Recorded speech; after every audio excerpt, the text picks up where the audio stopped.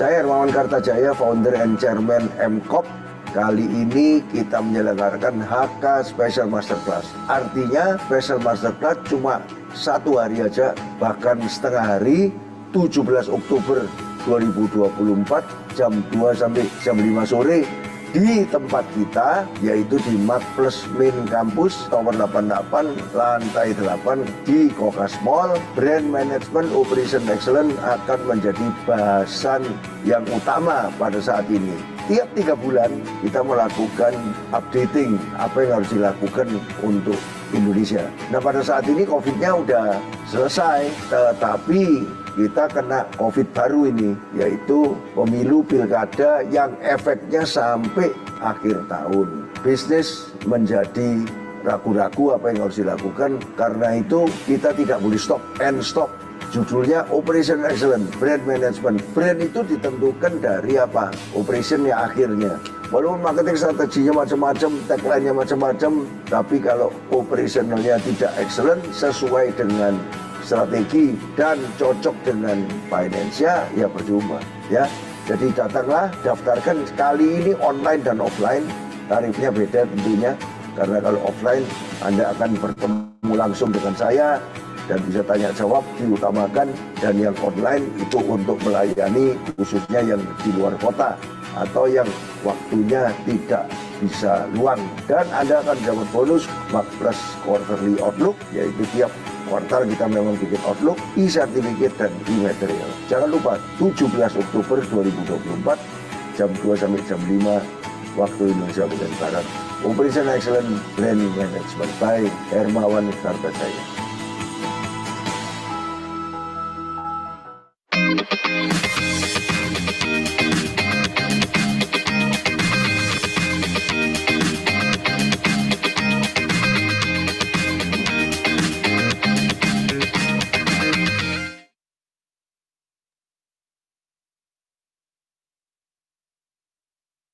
Selamat pagi, selamat hari Sabtu, Sobat MI. Kembali lagi bersama saya, Radit, dalam Markplex Goes to Campus episode ke-132. Hari ini, saya akan menemani Sobat MI selama 90 menit ke depan.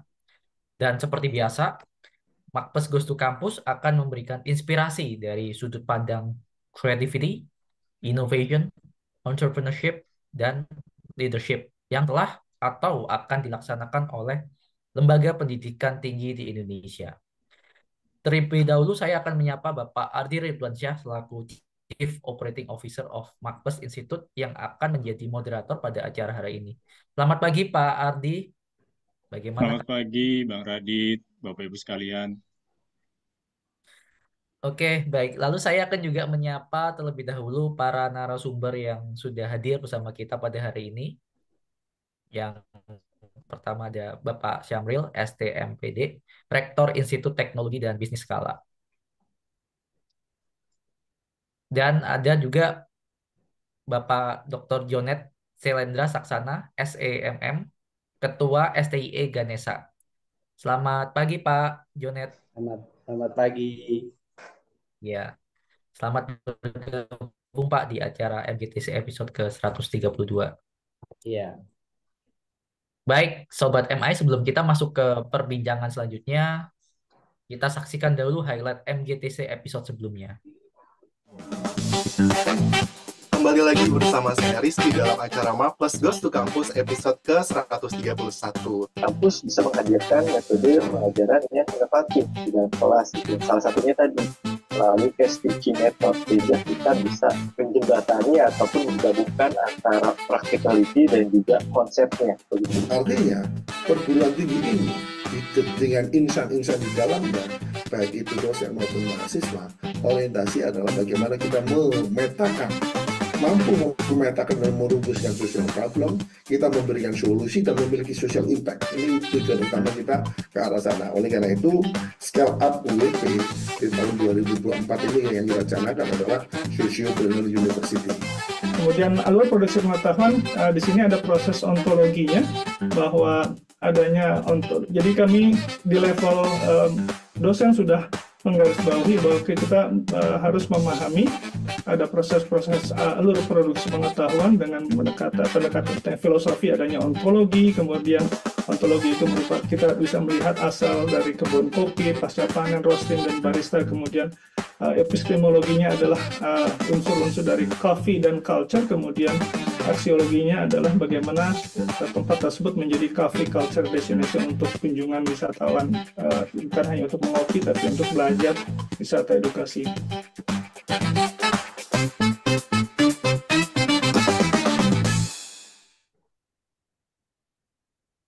Nah, Sobat MI, kita masuk ke sesi pertama oleh Bapak Adi Ridwansyah selaku Chief Operating Officer dari Makpes Institute yang akan memaparkan materi mengenai entrepreneurial marketing for campus development dan akan berbagi informasi insightful kepada kita semua.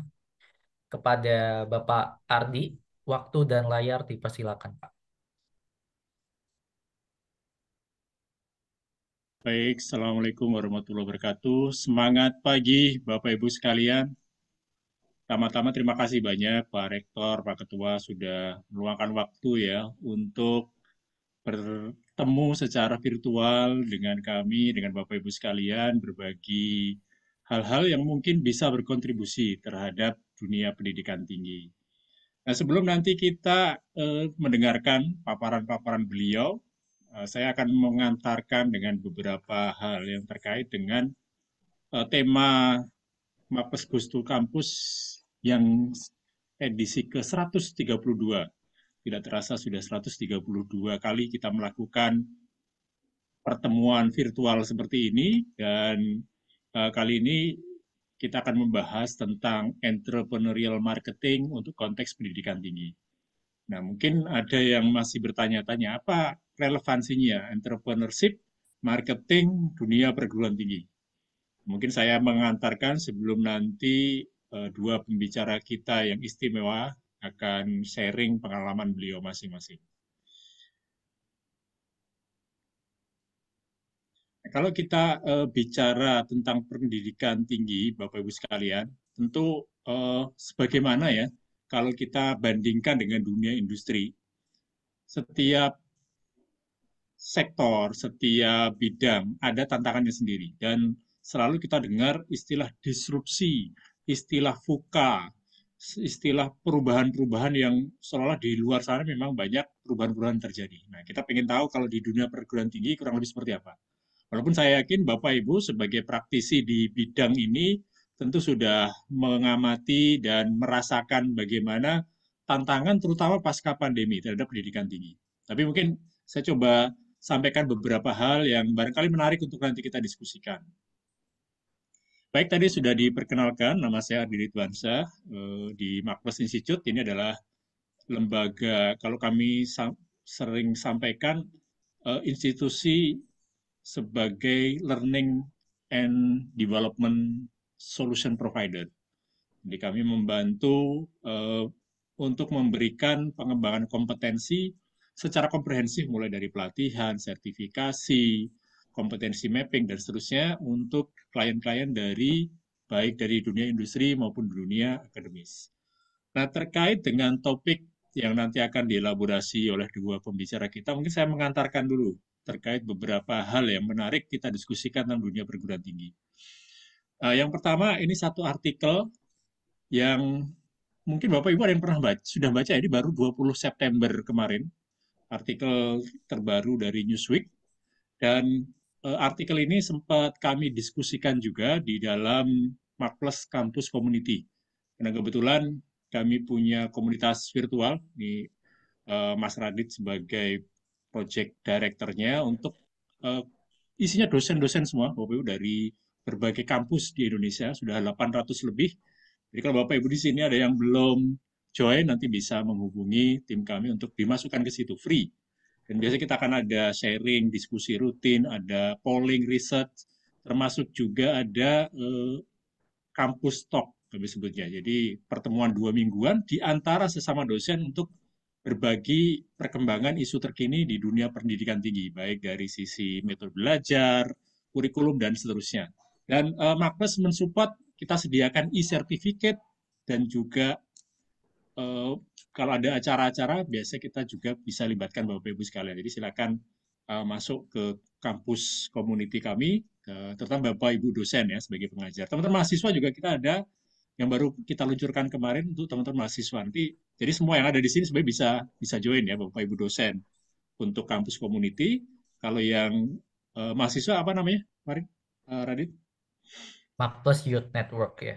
Youth Network. Jadi bisa join di situ. Akan banyak informasi menarik kalau kita ada lomba-lomba, kita ada kompetisi untuk mahasiswa, jadi lebih cepat terupdate. Nah, ini salah satu yang kemarin kita sempat diskusikan di kampus community. Yang menarik sekali ya, kalau kita sebagai akademisi, Bapak Ibu sebagai praktisi di dunia pendidikan, membaca artikel ini. Jadi, agak ya biasa, kalau majalah kan selalu bombastis judulnya. Apakah kuliah, masih perlukah kita kuliah? Kurang lebih kan judulnya seperti itu. Nah, di artikel ini nanti Bapak Ibu bisa baca. Kebetulan saya ada soft copy-nya juga itu. Nanti kalau yang join ke kampus community kita bisa dapat share. Itu agak ilegal mungkin ya kalau bagi-bagi gini ya. Tapi kita bisa diskusikan itulah. Bapak bisa cek juga di website-nya. Mungkin ada artikelnya. Nah, di artikel ini menyitir riset, tapi ini konteksnya Amerika, Bapak Ibu. Nanti kita coba diskusikan di Indonesia seperti apa. Di Gallup, di Amerika bulan April kemarin, sekitar orang yang masih percaya, orang tua terutama ya, masih percaya dengan perguruan tinggi, itu turun dari tahun sebelumnya. Kalau tidak salah sekitar hanya tinggal 36-38%. Orang yang masih confidence, masih percaya dengan perguruan tinggi. Rendah tentunya. Nah, kenapa? Satu, karena di sana mahal banget di Amerika itu, Bapak Ibu. Kalau di sini ya, Gen Z sekarang, generasi sekarang, mikirnya kalau sudah kerja, nyicil rumah. Kalau di Amerika, ketika sudah kerja, itu nyicil dulu kuliah, karena mereka pakai student loan.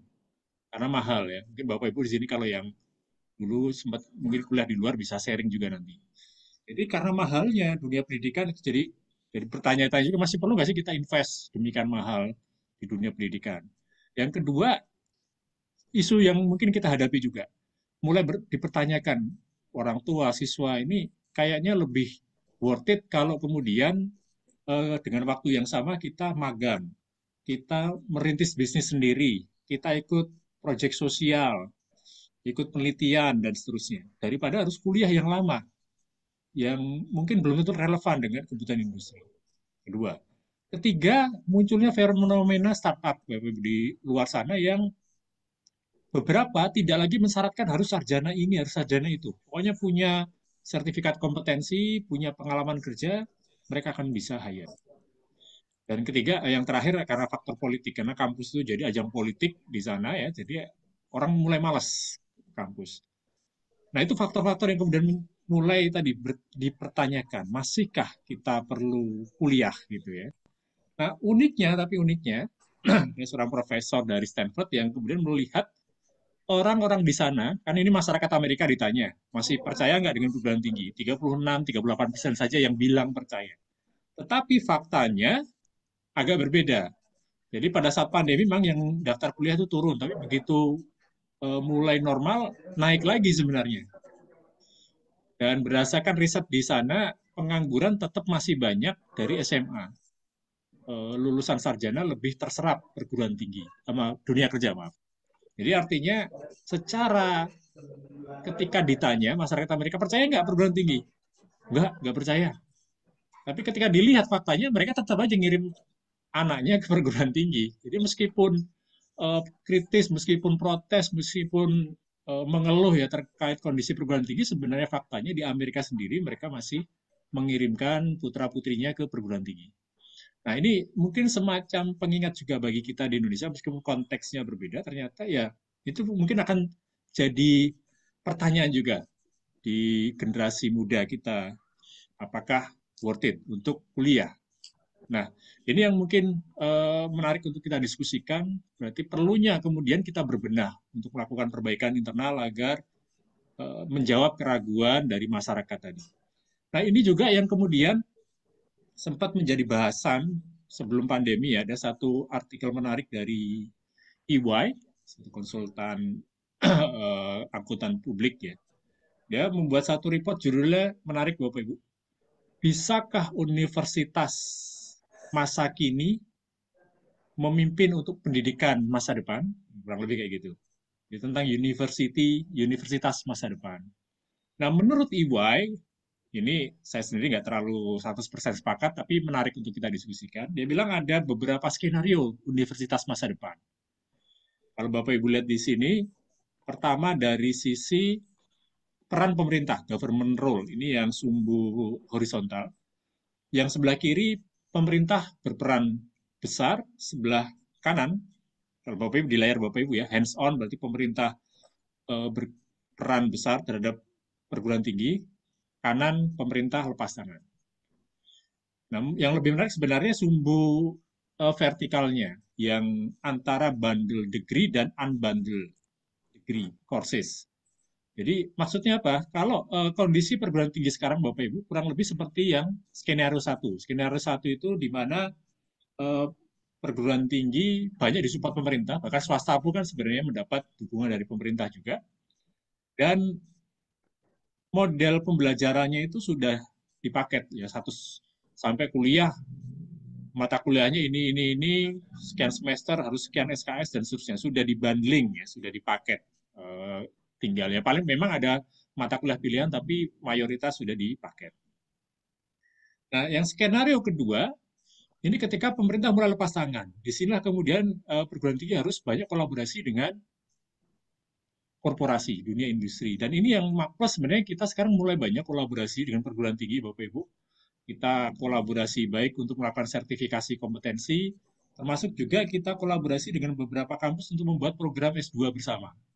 Yang sudah jalan dengan SBM ITB sudah 9 tahun, dan yang sedang kita rintis, bahkan kita kemarin sempat dengan Universitas Lancang Kuning ya di Riau, kita coba juga kolaborasi untuk program S2. Jadi kita bikin program S2 dengan beberapa mata kuliah marketing akan di-handle oleh Makpes. Sehingga kemudian ini menjadi dianggap lebih relevan dengan kebutuhan perguruan tinggi.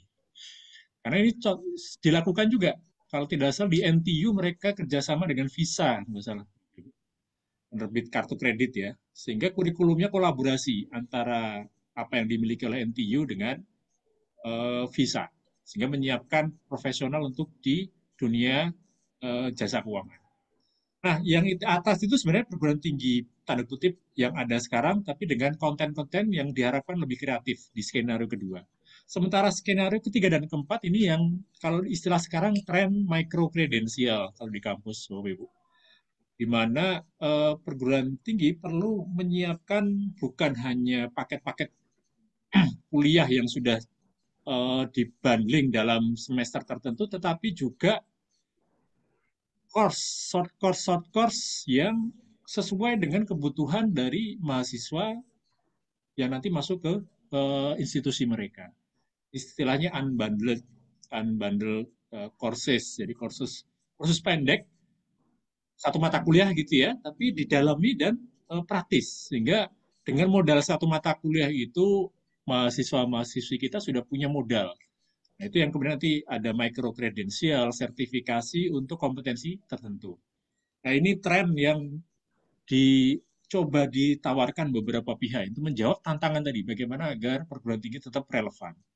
Nah, itu yang kami lakukan juga, Bapak Ibu, sehingga kami banyak kolaborasi juga, terutama untuk kalau di sini skenario 3 ya, di mana swasta berkolaborasi dengan perguruan tinggi untuk menyediakan micro kredensial, menyediakan program-program short course jangka pendek yang relevan dengan kebutuhan para mahasiswa dan bisa membekali mereka ketika nanti lulus kuliah. Pakai konsep SKPI di perguruan tinggi kan sebenarnya spiritnya adalah spirit tadi, courses-courses yang kemudian bisa melengkapi kompetensi mahasiswa ketika mereka lulus agar siap ke dunia kerja. Nah, makanya di Makpes kita banyak kolaborasi juga dengan, terutama kalau mahasiswa manajemen ya, untuk mengambil sertifikasi kompetensi di bidang pemasaran, entrepreneurship maupun digital marketing. Ini yang kami menu-menunya. Nanti kalau tertarik Bapak bisa menghubungi tim kami, baik untuk mahasiswa maupun untuk dosen. Dosen kita juga ada sertifikasi bergelar CPM Asia untuk dosen, biasanya kan harus ada pengalaman minimal 3-5 tahun ya, baik praktisi maupun sebagai pendidik. Nah itu background tadi, Bu. Kenapa kemudian kita perlu entrepreneurial marketing, karena kita menghadapi dinamika yang luar biasa. Orang mulai mempertanyakan eksistensi perguruan tinggi, sehingga kemudian muncul juga gagasan untuk membangun konsep universitas yang lebih relevan dengan masa depan.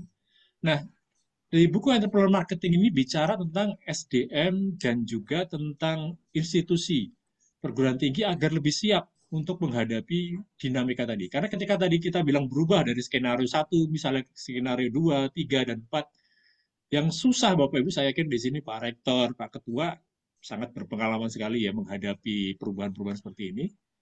Saya yakin beliau sepakat kalau yang paling susah sebenarnya adalah mengubah manusia untuk mau ikut berubah. Kalau mengubah sistem, mengubah ini asal ada biaya, budget, ya tinggal invest. Tapi mengubah manusia untuk beradaptasi itu yang tantangan besar. Nah, entrepreneur marketing ini salah satunya bicara tentang itu. Buku yang kami terbitkan tahun lalu ya, membahas tentang perlunya sumber daya manusia yang kami sebut punya mindset yang atas, bukan hanya yang bawah. Ini kalau Bapak Ibu yang nggak tahu di sini ada yang suka wayang mungkin ya.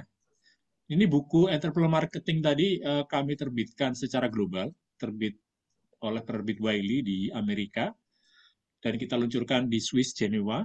Jadi bukan buku nasional ya Bapak Ibu, ini buku internasional yang ditulis oleh tim dari Makplos, terutama Pak Hermawan Kartajaya bersama Profesor Philip Kotler. Menariknya buku ini buku internasional, tapi di appendix itu kita bilang ini inspirasinya dari filosofi Indonesia, dari kisah Pandawa V dan Punokawan. Jadi dibilang di situ, di buku itu, rata-rata ya, institusi SDM dan sumber daya manusia dan organisasi di dunia, termasuk di Indonesia, baik bisnis maupun pendidikan, itu masih, spiritnya masih Pandawa, yang bawah. Masih fokus ke produktivitas, melakukan improvement terus, membangun profesionalisme dengan KPI yang jelas, ada manajemen yang rapi, terstruktur, dan seterusnya.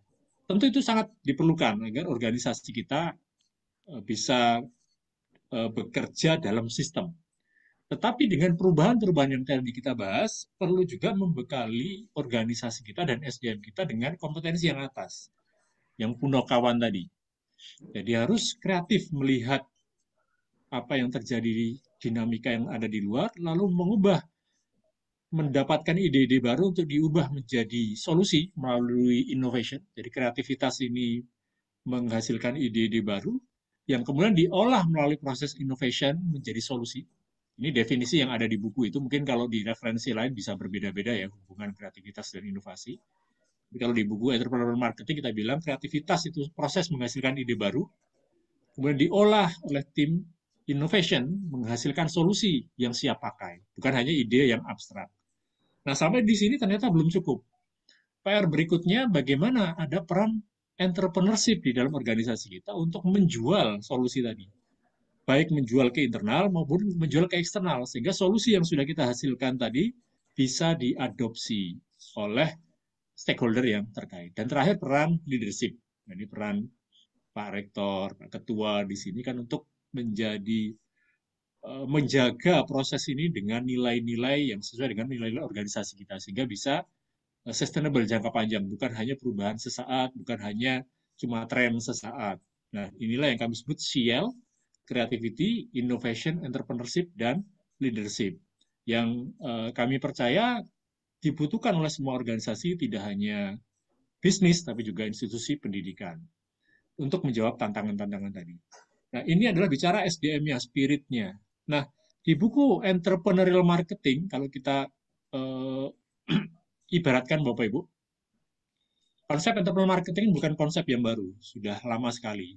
Kalau di konsep yang klasik ya, yang lama, kalau tadi kita bicara pentingnya spirit entrepreneurship, pentingnya kreativitas, pentingnya inovasi, pentingnya leadership, ibaratnya itu adalah pembalapnya. Jadi spirit entrepreneurship ini ibarat pembalap mobil. Kalau Bapak Ibu di sini yang suka Formula 1 atau kemarin lagi rame di Mandalika ya, motor GP, ibaratnya pembalapnya. Saya nggak terlalu suka ngikuti gitu apa Marquez atau siapa lah yang pembalap yang Bapak Ibu kenal. Nah, ibaratnya pembalapnya ini adalah spirit entrepreneurship-nya. Tentu kita perlu orang-orang yang berani ngambil resiko, bisa melihat peluang, cepat mengambil tindakan, sebagaimana pembalap-pembalap ini. Tapi sebagus-bagusnya Marquez atau siapapun pembalap kelas dunia, dia tidak akan bisa menang kalau motornya tidak hebat. Kalau nggak salah di Mandalika kemarin, si Marquez itu kalah gara-gara motornya itu berasap gitu ya, Bapak Ibu. Akhirnya terpaksa minggir dia. Saya lupa yang menang siapa gitu. Bukan dia akhirnya. Padahal dia termasuk jagoan juga. Tapi karena motornya, kendaraannya tidak mendukung dia, akhirnya kalah juga. Nah, sama juga di institusi perguruan tinggi kita butuh orang-orang yang punya spirit entrepreneurship, tetapi kita butuh mobil yang canggih juga.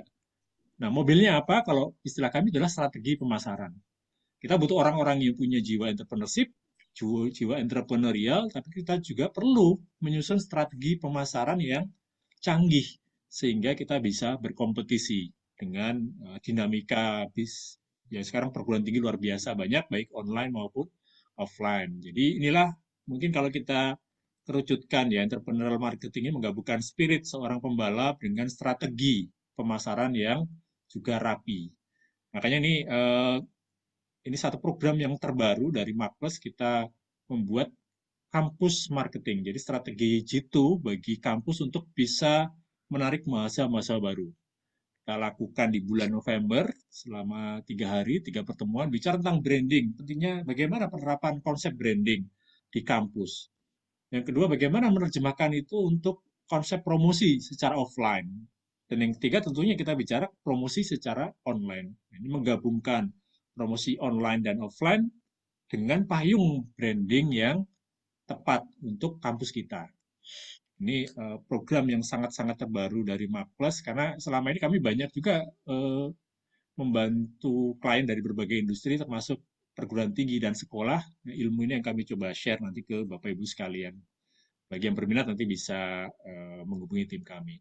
Jadi itu mungkin Bapak Ibu pengantar ya, nanti sebelum saya yakin nanti akan dielaborasi oleh Pak Rektor dan Pak Ketua yang sudah hadir pada pagi hari ini. Saya kembalikan ke Radit. Baik, terima kasih Pak Ardi atas pemaparan materinya yang sangat insightful ya. Tadi Pak pengantarnya dan juga beberapa insight-insight yang baru dan menarik buat kita semua. Nah, sebelum kita lanjut nih Sobat MI ke sesi berikutnya, saya ingin menginformasikan ya tadi mengafirmasi aja bahwa Makpes Institute saat ini memang memiliki program kampus marketing, program khusus bagi pemasar kampus untuk mempelajari strategi pemasaran kampus yang efektif. Nah, apabila kampus Anda ingin menjadi kompetitif untuk memenangkan hati calon mahasiswa baru, segera daftarkan diri Anda sekarang juga di link pendaftaran berikut itu. Baik, terima kasih. Kita lanjut ke sesi berikutnya. Kita akan menyaksikan perbincangan menarik dari Bapak Syamril, ST, MPD, mengenai Creativity, Innovation, Entrepreneurship, dan Leadership di lingkungan kampus Institut Teknologi dan Bisnis Skala. Sebelum itu, mari kita saksikan tayangan profil dari Institut Teknologi dan Bisnis Skala.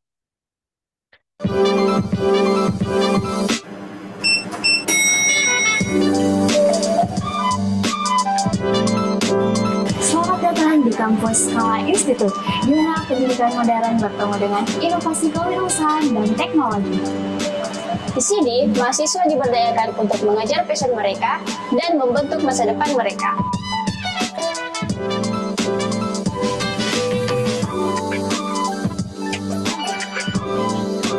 Skala Institute berkomitmen untuk memberikan lingkungan belajar yang dinamis dan inklusif. Kami menawarkan program dan sumber daya terkini yang memungkinkan mahasiswa kami berkembang di bidang yang mereka pilih. Kampus kami dirancang untuk mendorong kolaborasi dan kreativitas. Fasilitas yang modern memberikan mahasiswa sumber daya yang mereka butuhkan untuk mengejar tujuan dan menghidupkan ide-ide mereka. Saya memilih Skala Institute karena komitmennya terhadap inovasi bisnis dan teknologi, serta saya juga dapat belajar langsung dan praktek langsung di lapangan.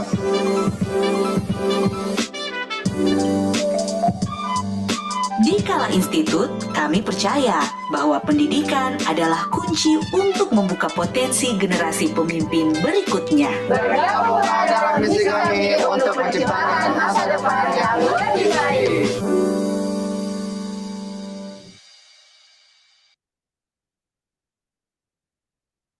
Baik Sobat MI, tanpa berlama-lama lagi kita saksikan perbincangan dengan Bapak Syamri LCMPD yang akan mengulas lebih dalam terkait dengan strategi apa saja yang telah dan akan dilakukan untuk mewujudkan visi Institut Teknologi dan Bisnis Skala. Kepada Bapak Samril, saya persilakan waktu dan layar. Ya, terima kasih. Bismillahirrahmanirrahim. Assalamualaikum warahmatullahi wabarakatuh. Suara saya cukup terdengar ya, Mas? Dengar, Pak. Ya, baik. Ya, makasih banyak. Alhamdulillah, saya sangat bahagia bisa berada di forum ini untuk berbagi hal-hal yang mungkin penting untuk kita diskusikan. Jadi saya kira sangat menarik tadi, dari creativity, innovation, masuk entrepreneurship, kemudian akhirnya masuk ke leadership. Ya, mohon izin, saya tidak akan banyak slide yang saya paparkan, karena mungkin ini modenya lebih ke diskusi. Jadi, pada saat awal kami mendirikan kampus kami, karena ini memang visinya adalah kampus bisnis. Jadi, waktu itu kami sempat studi banding ke Prasetya Mulia. Ada yang menarik yang disampaikan oleh Pak Simanjuntak, Rektor Prasmul. Nah, beliau membagi dua kutub. Ada kutub kampus yang sangat saintifik dan ada yang sangat praktikal. Ya, mungkin kalau saintifik, kampus-kampus yang memang apakah itu di STEM ya, atau apapun lah. Nah, kemudian yang praktikal, tentu ini bisa kita katakan apakah itu politeknik dan lain sebagainya. Nah, mencoba mencari posisi, nah yang kami ambil di antara dua ini, ya kira-kira di tengah-tengahnya, tetap ada saintifiknya, tapi juga harus ada praktikalnya. Nah, itu kami sebut project based learning. Nah, sehingga apa yang dampaknya di pembelajaran yang kami coba lakukan, setiap proses belajar itu, yang tadi itu, bagaimana muncul creativity and innovation. Nah, saya tunjukkan ini beberapa yang kami lakukan. Jadi misalnya, karena visi kampus kami adalah di kewirausahaan berbasis teknologi, ya jadi kami dorong setiap mahasiswa itu lulus punya bisnis, ya terutama yang di prodi kewirausahaan. Nah, kemudian beberapa mata kuliah itu kami buat dari awal bahwa ini ujian tengah semester atau ujian akhir semesternya itu bukan paper based, tapi project based. Jadi mereka mengerjakan project, menghasilkan sesuatu, itu sudah menjadi bagian dari ujian tengah semester atau ujian akhir semester. Nah, ini contohnya nih. Dan saya juga mengajar ya, saya juga mengajar di kuliah. Kuliah yang saya ampu adalah manajemen sumber daya manusia. Itu yang diberikan ujian akhirnya bukan paper test ya, base test, tapi langsung turun ke perusahaan, mereka meneliti, bertanya dengan instrumen yang sudah lengkap, kurang lebih 50 item pertanyaan, dan mereka melihat seperti apa manajemen SDM di lapangan, di UMKM sama di korporasi. Nah, ini contohnya. Jadi berbagai proyek inovasi kreativitas yang ternyata mahasiswa bisa hasilkan ya pada saat kita mencoba menstimulus mereka dengan pendekatan seperti itu. Di kewirausahaan ya mereka buat Aturmi, Jalan Kote, ya Kas Cafe, di Fest, macam-macam ya. Ini ada kurang lebih 13 yang kami tampilkan di sini. Jadi misalnya pada saat mereka UI UX ya di proyek IT sistem informasi, prodi kami sistem informasi, mereka langsung ke lapangan ke Cahaya Bone. Ya, Cahaya Bone adalah salah satu perusahaan di Kala yang menangani transportasi. Mereka langsung emphasize ya model design thinking itu diaplikasikan. Jadi apa kebutuhan di lapangan, dia buat prototipenya dan sebagainya. Oke, nah ini yang kami tunjukkan di sini, jadi Sadap ID, Jobdesk Cloud, ya, Rantau, mentoring usaha muda, dan sebagainya. Jadi dari mereka kuliah sampai mereka alumni, itu kita kan kalau sudah alumni, harapannya dia yang tadi ya di ujung tuh sudah masuk di entrepreneurship, kemudian masuk di leadership-nya. Itu tetap kami monitoring dan coba support. Nah, ini tentu tidak tiba-tiba muncul ya. Nah, kita memang dari awal yang kami launching ada pusat karir dan ada inkubator bisnis. Ya, inkubator bisnis ini dari awal kami siapkan dan memang mahasiswa sejak awal daftar dan dibina di situ itu semacam supporting di luar perkuliahan. Nah, kemudian tentu kami bersyukur karena Kala ini kan berada dalam ekosistem Kala Group, sehingga kami mengatakan bahwa laboratorium kami besar, yaitu korporasi Kala. Nah, kami bisa akses ke semua unit bisnis, sehingga mereka bisa langsung, tidak yang tadi saintifik ya, tapi mereka bisa langsung observasi di lapangan. Nah, seperti ini ya, selain di internal Kala, juga tentu bisa keluar. Nah, kemudian kuliah lapangan. Nah, kemudian juga tentu sosial juga kita bangun ya dengan mencoba live in and research. Jadi tinggal di desa ya dengan program CSR dari Kala yang memang kami lakukan di beberapa puluh desa. Nah, kemudian ini ya bina desa, kemudian kuliah umum ya. Kemudian tentu juga ke bela negara ya membangun ketangguhan. Nah, lalu KKN. Nah, ini juga penting nih. Jadi saya kira sudah didorong juga oleh kementerian KKN tidak melulu di desa. Ya, kalau kejebak di desa kan kadang mohon maaf terjebak di pengecatan batas desa atau apapun lah 17 Agustusan dan lain sebagainya. Nah, kami selain itu jalan, nah kami juga buat nih yang sifatnya KKN profesional. Jadi langsung 1-2 bulan di perusahaan. Nah, sekarang lagi ada yang berjalan ya di Kala di mana kita minta mereka cari perusahaan dan itu sebagai bagian dari KKN mereka. Nah, kemudian tentu webinar untuk mendorong berbagai hal. Nah, lebih jauh lagi agar creativity and innovation-nya itu tadi ya bisa betul-betul terdorong sampai ke entrepreneurship dan leadership-nya. Nah, ini tadi nih, inkubator bisnis ini nih yang kami harapkan bisa berperan banyak. Jadi, apa yang dihasilkan di program studi, ya saya coba pakai laser pointer. Nah, apa yang dihasilkan di program studi, kami ada 4 program studi, kewirausahaan, sistem informasi, manajemen retail, dan bisnis digital. Itu bisa berupa hasil penelitian, bisa juga dari mahasiswa. Nah, itu nanti masuk di inkubator bisnis ini nih. Ya, dia kita bantu ya dalam beberapa hal. Nah, tentu juga dikaitkan ke pasar konsumennya. Jadi istilahnya mungkin kalau kemarin sempat heboh ya hilirisasi lah ya. Jadi hasil di sini inkubator bisnis coba bantu, kemudian akhirnya masuk ke pasar konsumen. Nah, kemudian kalau tadi disampaikan tentang buku apa tadi itu Mas, entrepreneurial marketing ya. Nah, kan ini juga saya kira perlu masuk nih dalam paradigma kita tentang entrepreneurial university. Nah, bagaimana dari Tridharma yang ada, yaitu bisa kita tidak hanya menghasilkan sarjana ya, tapi juga memang menghasilkan job creator. Nah, ini yang kami dorong nih. Meskipun memang tidak semudah yang dibayangkan ya. Jadi alumni kami ada beberapa yang sudah buat bisnis, baru sekali wisuda, kurang lebih 20-30% itu menjalankan bisnis sendiri. Nah, kemudian ini ya yang kami lakukan terkait di pendidikannya, di penelitiannya, sama di pengabdian masyarakatnya. Nah, ini lebih ke jauh lagi ya, tahapan-tahapan inkubasi tadi. Ada pra-inkubasi, inkubasi sampai pasca inkubasi. Nah, kita dorong, nah ini hal menarik juga nih.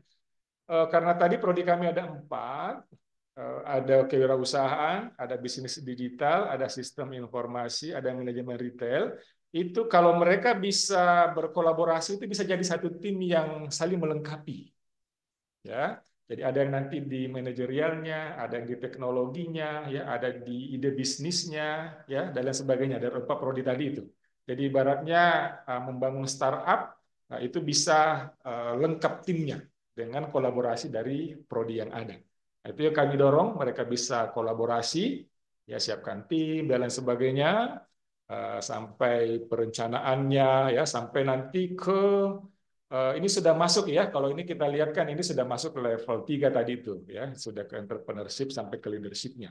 Kita coba bantu, kita coba dampingi ya dan lain sebagainya ya sampai betul-betul nanti mereka bisa operational ya, running sampai growth ya. Nah, itu kira-kira.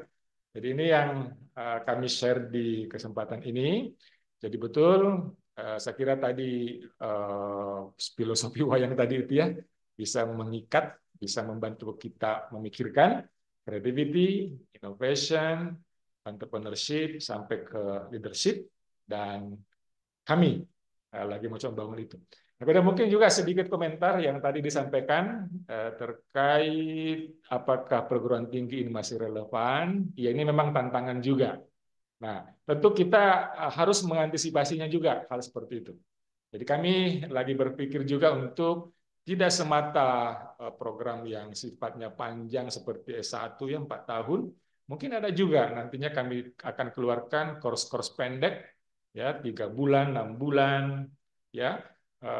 Mungkin pernah dengar kami lagi mau jajak itu, ada di Purbalingga ya, ada Kampung Marketer tuh, itu saya kira menarik itu. Ya, jadi kursus singkat kita ajak alumni SMK, alumni SMA yang mungkin secara kemampuan finansial terbatas, kalau terlalu panjang bisa mereka cepat. Nah, nanti kita fasilitasi, mereka punya keahlian, kita coba salurkan sampai kita organisir apa yang mereka bisa lakukan untuk masa depannya. Oke, saya kira itu Mas Ardi. Karena waktu yang singkat, nanti kita bisa gali di diskusi. Terima kasih. Assalamualaikum warahmatullahi wabarakatuh. Waalaikumsalam warahmatullahi wabarakatuh. Baik, terima kasih Pak Rektor. Menarik sekali tadi Bapak sampaikan ada Entrepreneurial University. Jadi bagaimana 3 tridharma perguruan tinggi ini tidak hanya diarahkan untuk kepentingan akademis dan sosial, tapi juga punya dampak untuk menciptakan job creator tadi, Pak. Entrepreneur baru. Karena memang kita kan lagi butuh nih lebih banyak entrepreneur di semua daerah. Nah, tadi menarik Bapak sampaikan ada visi juga untuk bisa menciptakan program-program pendidikan, pelatihan jangka pendek yang sesuai dengan kebutuhan industri. Ini karena ini nanti bisa dijajaki lebih lanjut Pak, kalau memang ada kemungkinan kolaborasi dengan Maples, karena kita juga ada program yang kami sebut license partner. Jadi bagaimana kampus, universitas bisa menjadi perpanjangan tangan Maples untuk program-program sertifikasi kompetensi. Kami memang sekarang fokusnya partnership hanya dengan universitas dulu Pak. Kebetulan kalau di Makassar dulu pernah kami ada cabang, tapi sekarang kita fokus malah baru di Sulawesi Utara. Sulawesi Selatan belum ada, sehingga ini terbuka peluang juga nanti untuk kolaborasi dengan Kala Institute. Ini kan mumpung namanya sudah sama Pak, nama belakangnya sama-sama institute ini. Mungkin ada jodoh di situ Pak. Siap. Baik, terima kasih Pak Rektor untuk waktunya. Nanti mungkin Bapak Ibu sekalian kalau ada pertanyaan boleh disimpan. Nanti insya Allah kita akan ada sesi Q&A. Kita lanjut ke tamu berikutnya. Mungkin akan ada perkenalan dulu dari Radit. Langsung dengan pembicara kedua kita. Oke, berikutnya kita akan melanjutkan ya menyaksikan pemaparan menarik juga dari Bapak Dr. Jonet Jelandra Saksana, SE, eh, sebagai Ketua SIE Ganesha mengenai tadi creativity, innovation, entrepreneurship, dan leadership di lingkungan kampus. Baik, untuk Pak Jonet langsung saja saya persilakan waktu dan layarnya. Baik, terima kasih Pak Moderator. Apakah suara saya bisa didengar? Jelas, Pak. Jelas ya. Terima kasih sekali lagi saya diberikan kesempatan oleh Marvelous untuk membawakan satu talk show yang berjudul Creativity, Inovasi, Kewirausahaan, dan Kepemimpinan. Sebelum saya masuk apa yang akan saya jelaskan terkait kewirausahaan yang ada di kampus kami, saya ingin sedikit flashback. Sebenarnya apakah artinya kreativitas, inovasi, kewirausahaan, dan kepemimpinan tersebut? Sehingga ketika kita memahami ini, nanti kita akan lebih enak untuk menjelaskannya di fase berikutnya. Sebenarnya kalau kita bicara masalah kreativitas, inovasi, kewirausahaan, dan kepemimpinan, ini adalah sangat penting karena ini semua inherent. Antara satu elemen ini dengan elemen yang lainnya tidak dapat dipisahkan. Dan saya yakin ini bisa dapat mendorong perubahan-perubahan yang relevan di dunia pendidikan, kemudian mengatasi masalah-masalah dan tantangan yang kompleks di kemudian hari, dan membangun kapasitas pemimpin yang untuk masa yang akan datang. Teman-teman semua, seperti yang kita ketahui, kreativitas itu kan menghasilkan ide-ide atau konsep-konsep baru, ya. Sementara inovasi membawa solusi terhadap tersebut ke dalam satu bentuk yang nyata. Kewirausahaan memerlukan memastikan adanya keberlanjutan, dan kepemimpinan mengarahkan kita supaya kita bisa menuju sukses ke jangka yang akan panjang, masa yang akan panjang. Kewirausahaan ini dengan demikian, lulusan ini tidak saja menjadi pekerja yang kompeten, tapi mereka juga merupakan inovator dan pencipta lapangan kerja yang mampu bersaing di tingkat global. Boleh slide berikutnya, Pak?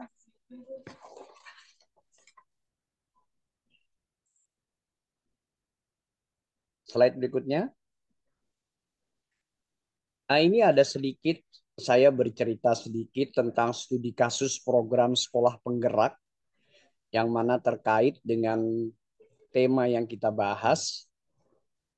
Program sekolah penggerak ini di-create oleh Pak Nadiem, kalau nggak salah itu tahun 2021, di mana pada intinya adalah di program sekolah penggerak ini, kreativitas dan inovasinya itu bisa dilihat dari penerapan teknologi digital dan metode pembelajaran blended learning sehingga mendukung akses pendidikan yang lebih luas dan fleksibel. Kemudian, dari sisi kewirausahaan, sekolah mengembangkan unit-unit kewirausahaan yang melibatkan siswa dalam banyak proyek bisnis-bisnis nyata.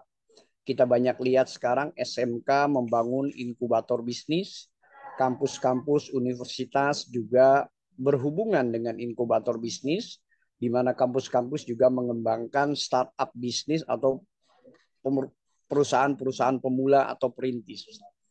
Yang ketiga, di program sekolah penggerak ini, dari sisi kepemimpinan, kepala sekolah dan guru berperan sebagai pemimpin yang transformasional, ya, yang kemudian diartikan mendorong siswa dan tenaga pengajar untuk berkolaborasi, berinovasi dalam menghadapi tantangan pendidikan. Next, please.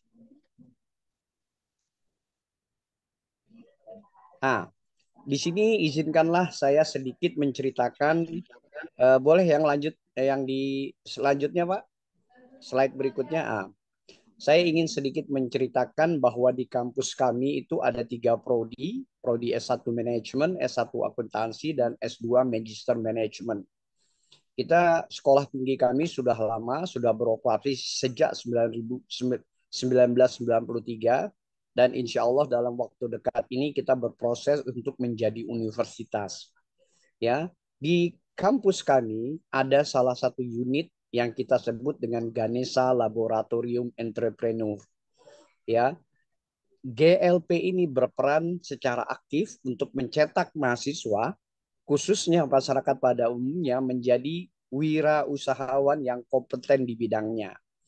Dari sini GLP kita harapkan dapat mengedepankan atau mengembangkan SDM yang memiliki pengetahuan tinggi, percaya diri, dan berjiwa wirausaha sejati.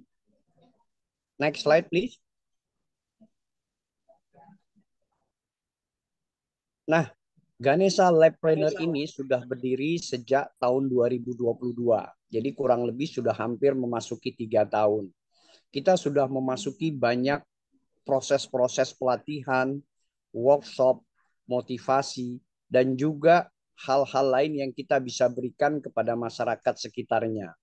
Sekarang anggota di GLP kami ada sekitar 200 orang, di mana diantaranya 50 itu sudah melakukan usaha mandiri.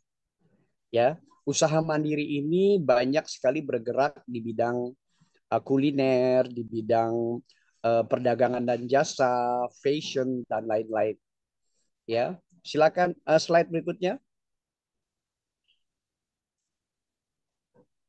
Kemudian di GLP kami juga ini banyak melakukan fungsi pendampingan ya terhadap wirausaha yang kita anggap mempunyai potensi, dan juga kepada pendampingan UMKM dan perusahaan-perusahaan yang baru perintis seperti startup tersebut.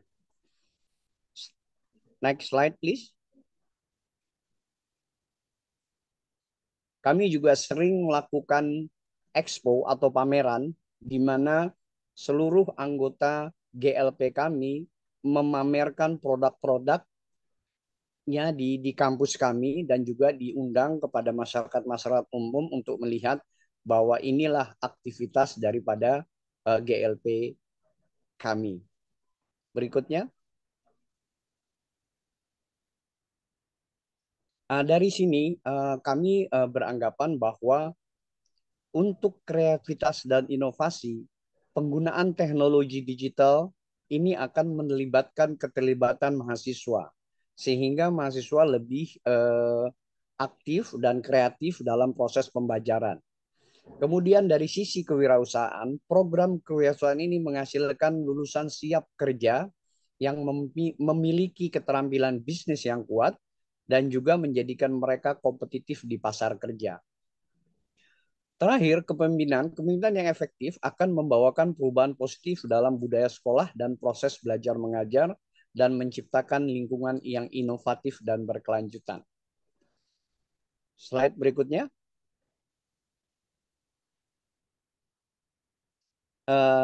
Berikutnya lagi. Saya ingin memaparkan satu video yang best practice, di mana video ini kemudian akan menjelaskan betapa kreativitas, inovasi, kewirausahaan, dan kepemimpinan itu sangat penting. Maka saya akan sedikit mengambil slide daripada Sekolah Bisnis Harvard, mungkin akan menjadi inspirasi bagi kita bagaimana kampus itu memberdayakan orang-orang di dalamnya, dosen, tenaga pendidik, untuk lebih aktif di dalam dunia kewirausahaan dan kepemimpinan. Silahkan, next. Bisa diputar?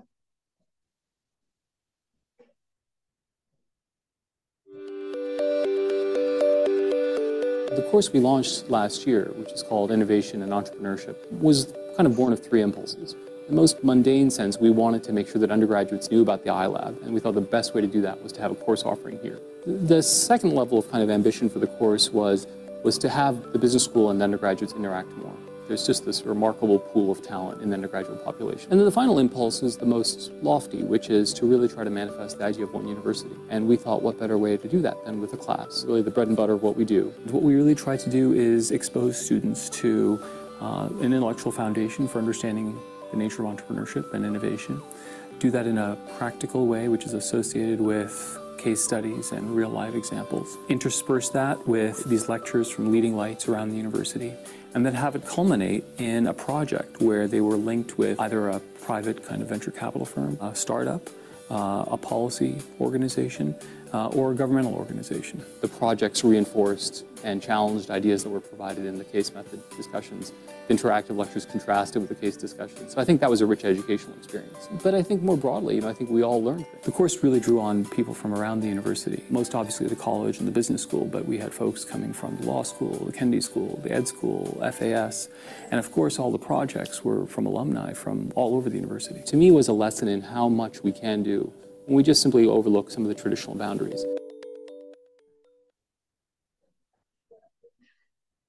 Ya, baik. Terima kasih. Barusan saja kita baru melihat video yang menggambarkan bagaimana inovasi dan kewirausahaan dapat menciptakan solusi yang relevan dalam lingkungan pendidikan. Saya ambil contoh kasus dari sekolah bisnis Harvard University ini karena memang sekolah bisnis ini menjadi sekolah rujukan untuk kepada orang-orang memang yang berkompeten di dalam dunia bisnis. Ya, mungkin teman-teman tahu bahwa Pak Nadiem Makarim itu adalah salah satu produk lulusan dari sekolah bisnis ini. Ya. Dan video ini juga menjelaskan kepada kita arti peran daripada leadership dalam mendorong agen-agen perubahan ya. Sekarang kata kuncinya perubahan itu tidak saja agents of change, tapi kita sudah memakai dengan istilah agents of innovation. Terakhir, next. Terakhir, ya. Jadi kesimpulan dari tema yang saya bahas ini antara kreativitas, inovasi, kewirausahaan, dan kepemimpinan adalah sangat penting dan ini adalah kata kunci untuk membangun pendidikan yang relevan dan kompetitif di era global. Antara elemen satu dengan elemen yang lain ini saling terkait, mereka tidak bisa pisah sehingga membentuk satu kesatuan dan saya yakin Indonesia ke depan bisa terus berinovasi untuk menciptakan masa depan pendidikan yang lebih baik. Terkait pertanyaan Pak Adri ke depan, apakah nanti kampus tetap concern hanya pada pendidikan dan kompetensi? Saya kira mungkin pelan-pelan nanti kita ke depan kita sudah menerapkan kompetensi yang lebih baik ketimbang yang sebelumnya. Karena memang lulusan daripada kampus itu harus dibekali oleh kompetensi-kompetensi. Bagaimana cara mengukur kompetensinya kita bisa nanti kembangkan mungkin dengan melihat pada evaluasi, mungkin juga dari sisi akreditasi dan sertifikasi kita bisa lihat lulusan mutu daripada kampus-kampus tersebut. Demikian dari saya, mudah-mudahan dengan waktu yang singkat bisa bermanfaat, bisa memberikan insight, dan kalau ada pertanyaan silahkan ditanyakan dan saya kembalikan ke moderator. Baik, terima kasih Pak Ketua tadi sudah memaparkan hal menarik ya dari STI Ganesha. Dan saya catat beberapa hal yang ini mungkin nanti akan berkaitan juga dengan yang disampaikan oleh Pak Samril sebelumnya. Yang mungkin nanti akan kita coba elaborasi di sesi berikutnya. Di sesi, mohon izin Pak Jonet ya, kita langsung lanjut ke sesi tanya-jawab. Ya. Jadi saya mengundang kembali Pak Syamril untuk gabung bersama kami. Nah, kita coba diskusikan. Saya juga mengundang Bapak Ibu rekan-rekan sekalian jika ada pertanyaan kepada pembicara-pembicara kita ataupun kepada Makplus bisa disampaikan di kolom chat, nanti akan coba kita bahas. Nah, sebelum itu kita coba ngobrol dengan Pak Rektor dan Pak Ketua. Jadi saya temukan satu benang merah yang sama ya, bahwa baik di Kala Institute maupun STI Ganesha ternyata fokus juga concern terhadap program entrepreneurship untuk menciptakan para job creator. Nah, saya jadi ingat bahwa Pak, ini beberapa klien kami juga kampus, ada yang pernah curhat Pak. Mereka sudah pernah membuat program entrepreneurship ya, bahkan membiayai atau mensupport para mahasiswa untuk mulai merintis bisnis sejak mereka masih kuliah, sebagaimana Bapak-Bapak tadi kan dengan inkubator dan seterusnya. Tapi kemudian ternyata tidak semuanya jadi gitu ya. Ada memang yang jadi entrepreneur, tapi ada juga yang setelah lulus tetap juga masuk ke dunia kerja sebagai job seeker, bukan job creator. Nah, kalau mungkin dari pengalaman di Kala Institute maupun Setia Ganesha, bagaimana dengan fenomena seperti ini kalau Bapak-Bapak melihat? Mungkin dari Pak Syamril dulu, monggo Pak. Ya, ya,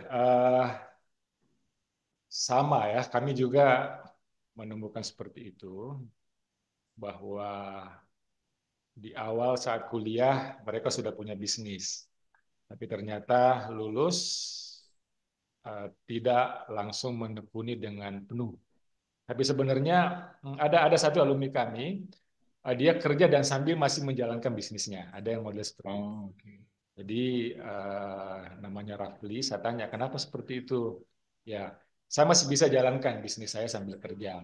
Ya, karena mungkin bisnisnya dia bisa jalankan dengan online dan lain sebagainya. Nah, tapi ada juga memang sejak awal dia sudah tidak mau cari kerja ya, dia mau membuat lapangan kerja. Jadi menurut saya sih fenomena itu bisa kita maklumi ya, karena untuk jadi wirausaha tidak semata butuh ide atau produk, tapi juga tentu mungkin mereka berpikir modal atau juga mungkin berpikir untuk bagaimana bisa cepat menghasilkan ya, sesuai dengan tantangan atau kebutuhan hidup mereka. Nah itu sih Pak. Jadi kita tetap dorong bahwa misalnya dari 10 orang kita nggak muluk-muluk sih ya, ada 3 atau 5 yang bisnisnya lanjut, itu sebenarnya sudah menarik gitu ya, sudah sebuah pencapaian yang luar biasa. Baik, terima kasih Pak Samril. Jadi ya itu akan seleksi mungkin ya, ada seleksi alam juga bagi teman-teman mahasiswa ya, ini. Iya, jadi kan istilahnya, tapi kita minimal pada saat dia kuliah mereka sudah mulai trial, bahwa bisa jadi juga nanti setelah mereka bekerja mungkin dia sudah mendapatkan cukup modal dari situ, jaringan dan lain sebagainya, ya dia mungkin kembali lagi ya, kembali lagi yang dulu dia pernah rencanakan. Baik, menarik ya. Nanti kalau di sini ada teman-teman mahasiswa yang punya pengalaman curhat ya, kenapa sukses berbisnis setelah kuliah, atau kenapa pas kuliah berbisnis pada saat lulus malah berhenti, nanti bisa disampaikan juga sharing. Tapi saya lanjut ke Pak Jonet dulu Pak. Kalau pengalaman di Ganesha Labpreneur mungkin bisa di-sharing juga Pak. Baik, terima kasih Pak Ardi dan Pak Samsir ya. Pengalaman kami sebenarnya hampir sama dengan Pak Samsir ya. Ada yang di awal memang dia sudah menjadi seorang pengusaha, tapi ketika nanti mereka sudah selesai kuliah, tiba-tiba mereka berubah menjadi mencari kerja gitu. Tapi sebaliknya, dari yang awal memang belum pernah bekerja, kemudian mereka mendapatkan feel-nya sehingga mereka tetap terus menjadi pengusaha. Dan di antara lulusan-lulusan GLP di sekolah kami memang bahkan ada yang sudah menjadi pengusaha. Tadi saya sudah sampaikan dari 200 anggota yang ada di GLP kami, itu 50 diantaranya sudah membangun bisnis kecil-kecilan. Ya, artinya apa? Artinya mereka sudah mau merubah mindset. Ya, karena kalau menurut saya kewirausahaan itu harus tumbuh dari mindset dulu, Pak Ardi dan teman-teman. Kalau kita hanya karena lingkungan, kita tidak akan tahan dan kita akan kerap kali bisa berubah. Ya, makanya di sekolah di mata kuliah tertentu itu di kewirausahaan saya selalu sampaikan bahwa ada baiknya juga kita merubah mindset. Mohon maaf ini Pak Ardi, kebanyakan orang Indonesia pada umumnya ketika mereka selesai sekolah S1, mereka ditanya mau ngapain, mereka bilang mau cari kerja. Coba Anda lihat di daerah-daerah sana, mereka ingin jadi pegawai negeri di Kementerian Sosial, di Kementerian Pemda, dan sebagainya. Justru dari awal saya katakan, kalau Anda sudah punya mindset untuk menjadi pengusaha dan itu dikembangkan dari awal, insya Allah dia nggak akan berubah-berubah. Ya, mungkin ini perlu penelitian, apakah ini berdampak kepada mahasiswa yang tersebut, tapi saya pikir ini harus tetap terus dislogankan, dinarasikan, sehingga mahasiswa itu betul-betul dapat feel-nya. Kalau memang mereka menjadi seorang pengusaha, ya pengusaha dari bawah dulu lah. Saya kira jawaban saya hampir sama dengan Pak Samsir. Kira-kira seperti itu. Terima kasih. Terima kasih Pak Jonet. Jadi menarik tadi bahwa sampaikan memang jadi pengusaha itu harus dari mindset pribadi ya, bukan karena ikut-ikutan dengan lingkungan. Kalau bahasa anak-anak sekarang kan FOMO Pak ya. Oh lagi seru nih bikin startup, FOMO ikut bikin, tapi akhirnya kemudian tidak tidak punya mindset yang kuat, begitu ada masalah sedikit langsung mundur dan seterusnya, gitu. Sehingga akhirnya tidak dilanjutkan lagi. Nah, yang menarik tadi beliau-beliau sampaikan, dan sebenarnya pertanyaan tadi masih cerita saya tadi, Bapak ada lanjutannya sebenarnya. Jadi dari satu kampus tadi beliau kan cerita, ada mahasiswanya yang setelah lulus, pada saat mahasiswa membuka bisnis, pada saat bekerja, tapi ternyata beliau cerita lagi, mirip yang Pak Samril sampaikan tadi juga. Setelah dia kerja, dia membanding-bandingkan kan Pak, antara pada saat jadi pekerja dengan jadi bos. Oh ternyata enak juga jadi bos itu seperti ini, jadi pekerja seperti ini. Akhirnya dia memutuskan lagi balik jadi entrepreneur lagi. Sehingga memang kalau istilah Pak Samril tadi kan ada trial memang kan, namanya anak muda mungkin coba-coba ya. Tapi paling tidak ketika di kampus mereka sudah merasakan jadi entrepreneur, nanti setelah lulus mereka jadi pekerja, mereka bisa membandingkan mana yang memang sesuai dengan passionnya, sesuai dengan apa yang dia cari gitu ya. Nah, mudah-mudahan kampus jadi bisa memfasilitasi untuk mencoba dunia entrepreneur sejak awal. Baik, ini sudah ada yang join untuk ikut berkomentar. Ada Pak Ansor Daud, Pak. Boleh open mic dan mungkin boleh disampaikan perkenalan singkat Pak dari mana? Silakan. Iya, terima kasih. Assalamualaikum warahmatullahi wabarakatuh. Diskusinya saya pikir menarik ini ya. Saya sama dengan Pak Samril ya dari Makassar. Dari Kala Institute juga Pak? Oh bukan, dari Nobel, dari Institut Teknologi dan Bisnis Nobel Makassar. Oke, baik. Silakan Pak. Kebetulan juga saya banyak mengajar terkait dengan kewirausahaan ya. Saya setuju tadi apa yang disampaikan oleh narasumber berdua ya, terutama terkait dengan mindset. Mungkin saya melengkapi saja.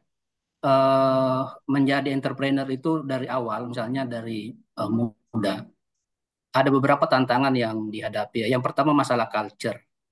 Saya punya teman SMA, itu dia kuliah S1 fisika murni. Kemudian ketika selesai kuliah, dia ke Surabaya belajar sekolah kuliner. Seluruh keluarga besarnya itu marah besar sama dia. Keluarga besarnya itu bilang, kamu ini bagaimana sudah dibiayai mahal-mahal kuliah, malah pergi belajar memasak. Dan yang bersangkutan tetap jalan. Dan akhirnya setelah pulang dari Surabaya itu, berpatungan dengan beberapa teman, dia kembali ke Makassar dan mendirikan restoran. Dan restoran itu sangat besar sekarang di Makassar. Dan barulah tidak ada yang protes Pak ya, keluarga ya, barulah tidak ada yang protes. Dan ya mungkin keluarganya jadi happy jadinya. Jadi pertama masalah culture. Karena ya culture kita itu terbiasa, orang-orang kita di daerah, keluarga besar kita itu, begitu kita selesai kuliah kan, ya mindsetnya kan tadi seperti yang disampaikan narasumber itu jadi pegawai, ya entah PNS, entah pegawai swasta begitu, kemudian sukses menjadi orang besar di perusahaan. Jadi tantangan terbesar itu culture di internal keluarga. Yang kedua masalah daya tahan, resilience-nya ya gitu ya. Banyak orang tidak kuat ya tidak kuat bertahan karena orang itu kan pada dasarnya banyak kebutuhan ya, begitu jadi pengusaha itu kan belum tentu menghasilkan uang kan. Yang ada banyakkan keluar uang itu. Nah, seberapa lama orang itu bisa bertahan misalnya untuk membiayai sebuah usaha sampai dia bisa menghasilkan uang. Jadi faktor daya tahan ini penting juga ya. Dan mungkin di mahasiswa, adik-adik mahasiswa kita itu perlu diedukasi bahwa menjadi pengusaha itu yang memang tidak segampang jadi pegawai. Begitu kalau kita jadi pegawai, begitu masuk kerja 1 bulan kemudian dapat gaji. Sementara jadi pengusaha itu belum tentu 1 tahun dapat uang. Dalam arti ya hanya untuk sekedar bertahan hidup gitu. Yang terakhir mungkin terkait dengan masalah risiko gitu. Jadi ya seorang entrepreneur itu memang harus berani risk taking begitu ya. Termasuk tadi misalnya mendapat penolakan dari keluarga. Bukan cuma resiko finansial, tetapi juga resiko menjadi olok-olokan orang dan seterusnya ya. Mungkin itu saya, terima kasih. Baik, terima kasih Pak Ansar. Ini menarik sekali tadi beberapa poin yang beliau sampaikan ya, terkait daya tahan, persistensi untuk merintis bisnis sendiri. Saya punya beberapa teman di kampus kan, di Makpes Institute kami banyak intern-intern juga Pak. Kita ketemu dengan teman-teman Gen Z yang sudah bekerja ya. Ini cerita teman-teman yang sudah bekerja. Selalu curhatnya itu, jadi pekerja itu jadi budak korporat, kalau istilah anak Gen Z sekarang. Sudah kerja pun kadang masih ngeluh gitu kan. Lalu mereka membayangkan, wah enak ya kalau jadi pengusaha, bebas kerja, tidak ada yang ngatur, kita bisa ngatur duit sendiri, jalan-jalan, naik private jet, dan sebagainya. Jadi mimpinya gede tadi. Jadi disampaikan Pak Ansor, tapi begitu mereka terjun, ternyata nggak seindah itu juga. Jatuh bangun, kerja malah mungkin 7 hari dalam seminggu, kan. Teman-temannya yang pekerja libur, dia harus masih cari duit untuk bisnisnya. Akhirnya tidak tahan, dan memutuskan berhenti jadi entrepreneur.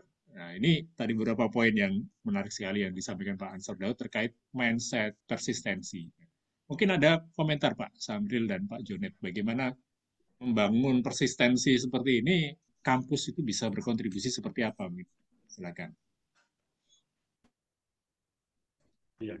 Ya, terima kasih.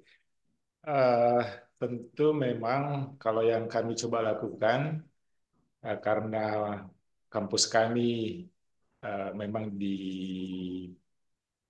dibungkus dengan entrepreneurship ya, tentu didesain kurikulum. Ya, itu yang penting juga. Bagaimana membangun kurikulum yang bisa membangun jiwa wirausaha. Nah benar, jadi kami meletakkan memang mindset dulu di tahun pertama. Mindset tentang entrepreneurship. Nah, tapi tentu tadi juga ya, tidak semua juga harus jadi wirausaha ya. Jadi ada hal yang juga harus kita cermati. Ya, ada orang yang mungkin memang dia lebih cocok jadi profesional, ya, jadi karyawan yang memang berkarir dengan baik. Nah, di sini di kuliah kami ya ada memang di situ yang kami sebut self development, yang itu diajarkan langsung oleh psikolog ya, psikolog yang memang pengalaman yang menangani itu.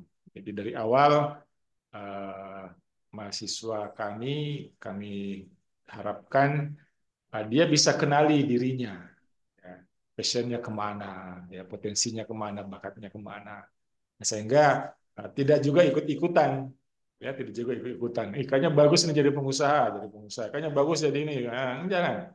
Jadi kami di tahun pertama harus tuntas itu. Nah, itu Career Development Center yang bertanggung jawab. Nah, kalau nanti ada yang memang ingin jadi pengusaha, ya inkubator bisnis ini nih yang melanjutkan, ya, yang mencoba coach, mentor dan sebagainya. Dan itu kami libatkan tidak hanya dari dalam, juga dari luar. Jadi ada istilahnya buddy, ya. Jadi ada buddy atau apa, ada mentor eksternal yang memang itu secara resilience itu sudah teruji, ya. Jadi kan banyak ya komunitas atau personal yang ada di Makassar, kita coba libatkan. Jadi kita kolaborasi, ada komunitas tangan di atas, ada komunitas yang lain, kita coba libatkan sampai proses-proses ujian atau apapun itu mereka kita libatkan ya untuk menguji anak-anak ini terkait di mata kuliah, bahkan sampai deskripsi pun ya kita buka ya. Skripsi itu tidak harus paper scription begitu ya, penelitian yang seperti skripsi biasa. Ya, kami juga buka Anda bisa lulus dengan ide bisnis yang itu bisa jalan. Nah, itu juga kan sesuatu yang yang memang dia passionnya dan dia mindsetnya dan dia tekadnya kuat, ya dia tekuni aja bisnisnya. Nanti dia bisa jadi sarjana juga dari situ. Tidak harus melakukan penelitian secara ilmiah yang mungkin secara umum. Ya, itu yang kami coba lakukan. Ya, istilahnya setelah mereka mencoba, ya tentu harus mereka masuk dalam komunitas atau dihubungkan dengan komunitas yang nanti bisa membangun resilience dan sharing pengalamannya.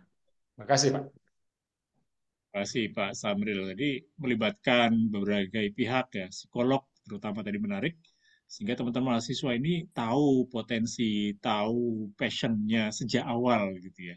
Juga dipertemukan dengan komunitas-komunitas yang bisa memancing dan sharing gitu. Sebenarnya kalau di luar sana jadi pengusaha seperti apa, sehingga mereka bisa mengukur, membandingkan potensi dirinya dan peluang di luar tadi, kira-kira cocok yang mana sih sebenarnya. Jadi akademisi kah, profesional di industri kah, atau pengusaha.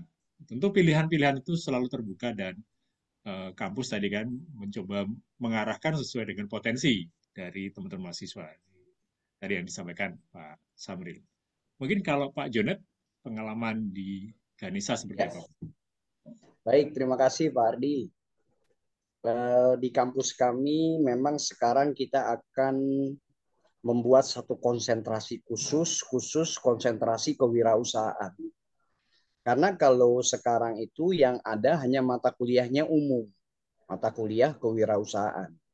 Ketika nanti kita akan membuat mata kuliah konsentrasi kewirausahaan, maka di sana ada beberapa mata kuliah seperti bagaimana menciptakan peluang, menciptakan ide, ya kemudian juga bagaimana menentukan sumber daya manusia yang bagus, perencanaan dan pengembangan sumber daya manusia, mungkin juga akses keuangan dan juga pelatihan-pelatihan nanti akan insya Allah akan berdampak positif kepada tatanan atau fundamental daripada mahasiswa yang memang betul-betul akan terjun ke dunia bisnis, gitu ya.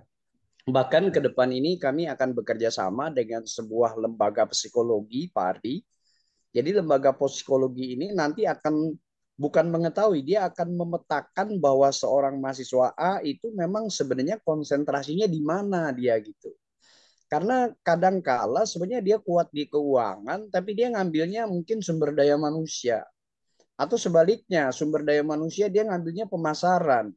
Nah, ketika kita akan bekerja sama dengan lembaga psikologi ini, kita tidak terlalu memungut bayaran yang banyak kepada mahasiswa. Jadi nanti mahasiswa semacam dia akan tahu dia potensinya ada di mana.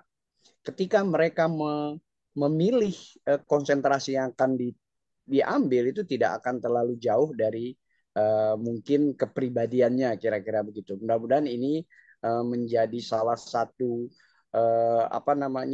trigger supaya dia tidak keluar masuk, supaya dia tetap konsisten dengan pilihannya, walaupun itu semua tergantung daripada keinginan mahasiswa yang bersangkutan. Saya kira begitu. Dari saya segitu saja. Baik, Pak Jonet, terima kasih. Ini tadi relevan dengan yang disampaikan Pak Ansar juga ya. Perlunya ternyata peran psikologi ini penting juga untuk mapping ketika memilih jurusan. Gitu. Jangan sampai seperti yang diceritakan Pak Ansar tadi kan, passionnya ke kuliner tapi kejeblosnya di fisika murni. Saya kebayang pas kuliah Pak tidak stres-stres gitu ya, mengajarkan sesuatu yang bukan passionnya. Sehingga kalau sejak awal memang bisa diarahkan, harapannya mereka akan bisa menemukan potensi dirinya dan akhirnya bisa optimal keluarnya gitu ya, menjadi ini. Saya ingat ada tokoh yang bilang gini Pak, mahasiswa kelihatannya dari luarnya sama ya, sama-sama orang namanya Rudi, tapi kita kenal ada dua orang Rudi besar kan, Rudi Khairuddin dan Rudi Hadiswarno.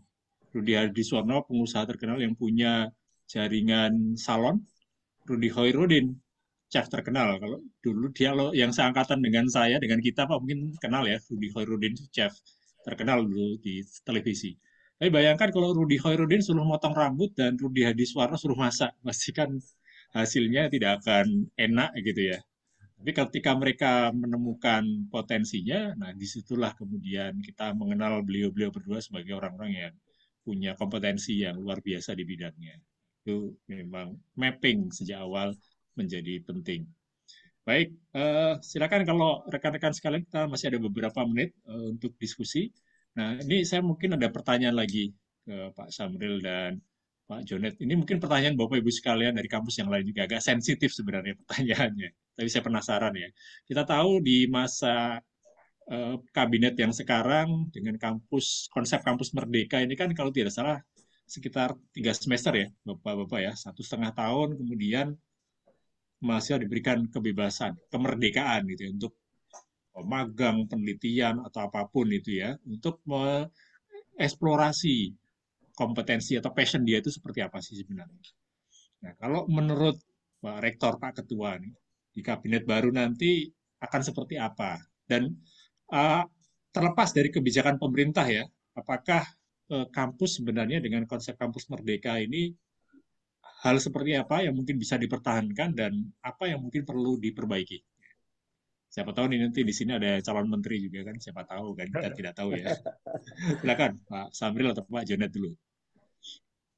Ya, Pak Jonet dulu, biar gantian Pak. Saya. Gantian Baik, ya Pak Jonet ya. Baik, terima kasih Pak Samril diberi kesempatan. Iya, Pak Ardi, memang ini juga satu handicap juga bagi perkembangan pendidikan di Indonesia kalau menurut saya. Konsep Merdeka Belajar, kampus merdeka itu implementasinya kalau menurut saya hampir di setiap kampus satu dengan yang lain berbeda-beda. Ya, jadi untuk praktek di kampus STY Ganesha kita menerapkan memang ada yang bekerja sama dengan beberapa perusahaan. Jadi mahasiswa itu bisa magang setelah kita MOU dengan perusahaan tersebut, atau juga bisa belajar antar apa namanya ini jurusan. Jadi mahasiswa S1 akuntansi bisa belajar di jurusan mahasiswa S1 manajemen dan sebaliknya. Memang kedepannya mungkin ini penerapan dari para konsep Merdeka Belajar kampus mereka ini sebenarnya lebih harus clear kalau menurut saya. Memang mungkin maksudnya Pak Nadiem itu bagus. Pak Nadiem berlatar belakang seorang pengusaha, ingin supaya lulusan-lulusan di Indonesia ini mempunyai kreativitas ya, mempunyai kompetensi ya. Mereka jadi tidak sekedar hanya lulus S1 saja, tapi mereka mempunyai keterampilan-keterampilan yang dibutuhkan oleh di dunia kerja. Namun pun demikian memang perlu direview lagi gitu. Apakah ke depan nanti seorang menteri pendidikan itu memang berlatar belakang dari kalangan akademisi atau memang berlatar belakang dari seorang entrepreneur seperti Pak Nadiem. Bagi saya tidak ada yang salah, dua-duanya bisa-bisa saja sepanjang calon menterinya bisa mengembangkan konsep ide dan gagasannya itu seperti apa. Dan apakah itu aplikatif di tengah keberadaan yang ada di kampus-kampus kita di Indonesia sekarang. Seperti teman-teman dan bapak-bapak ketahui kan memang kampus kita ini beragam levelnya ya. Ada yang levelnya tinggi, ada yang levelnya sedang, atau juga ada yang di bawah. Perlu banyak hal-hal yang diperbaiki saya kira.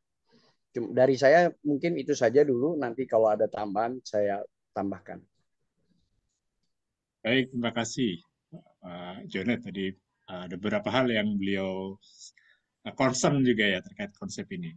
Mungkin Pak Samril boleh disampaikan. Komentar saya begini.